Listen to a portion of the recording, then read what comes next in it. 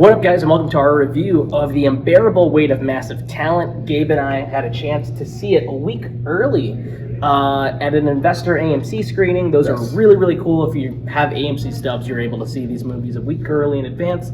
They've been doing it for the past few months now, so it's been pretty awesome to see a lot of really neat shit, including this now. I first heard about this movie about 2 or 3 years ago, before the pandemic started, and it sounded insane, it sounded fun and exciting, and I had a really good time with this one, man. It was a fun movie. It is Nic Cage at his caginess.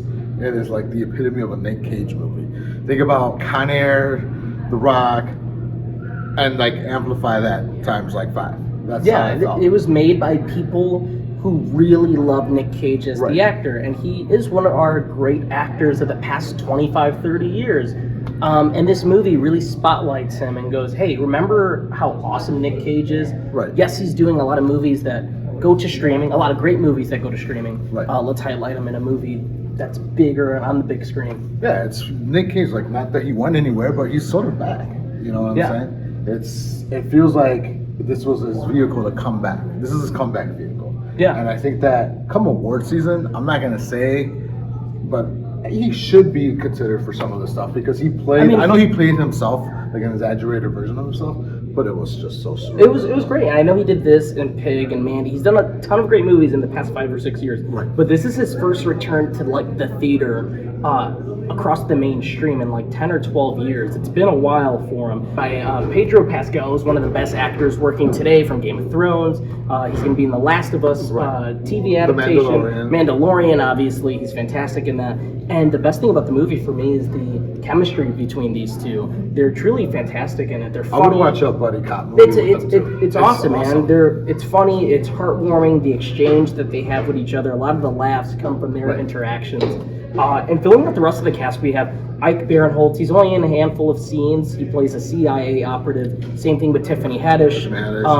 But there's a lot of great physical humor in here. A lot of witty sort of meta humor, kind of like Tropic Thunder, I would say. If you're looking for a movie like Tropic Thunder, this is probably the closest to it. And then it does, what the movie does really well is it puts all the abilities Nic Cage has gotten over the course of the many years into effect here, driving the cars, the action sequences, just all that stuff is put into this movie. And it's like the director really understood what Nic Cage was all about, and he put everything that Nic Cage did into it.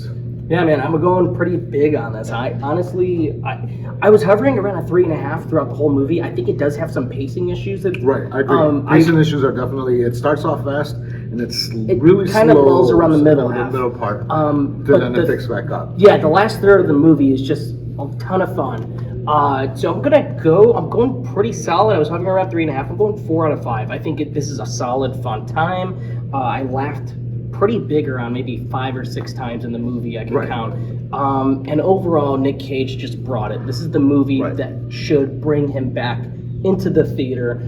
So I was a big fan of this one. Well, I'm gonna go 3.9 out of it. Like if it wasn't for the pacing issues and where I thought it like slowed down, it would have hit the 4 mark. But I would definitely recommend this movie. I would say it is a must see. It is a must watch. Just the pacing issue was the only thing that I had, Yeah, same. But man, it's been a joy to see movies every week that are just honestly completely crushing it. So this was really cool. I really enjoyed this one. It's got a unique approach to the storytelling. It's something you should definitely check out and see this weekend. Absolutely. So that's a big recommendation. See it 9 days from now because it's not out yet until 2 weeks from now. Did you guys have a chance to see this at an AMC Investor screening? Are you seeing it when it comes out? Let us know. Let us know what you think of Nicolas Cage in general. What's your favorite Nic Cage movie? And like, comment, subscribe, share it with people if you want to see more of our stuff. And yeah, thank you for watching.